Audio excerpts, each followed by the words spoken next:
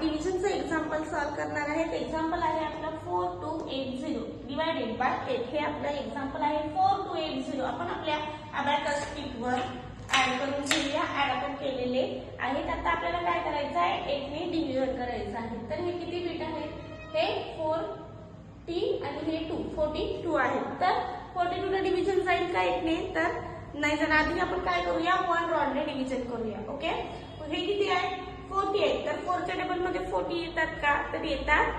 8 5 जा 40. तर 8 5 जा 5 आपण ऍड केले आणि 40 आपल्याला लेस करायचे. ओके, आता आपल्याकडे किती बीट शिल्लक आहेत, हे 3 बीट. ओके, 3 रॉड शिल्लक आहेत. तर हे किती आहे 20 आणि हे 8 28 नाही तर आपण 28 पेक्षा स्मॉल नंबर म्हणजे कुठला नंबर येतो, तर 8 3 जा 24.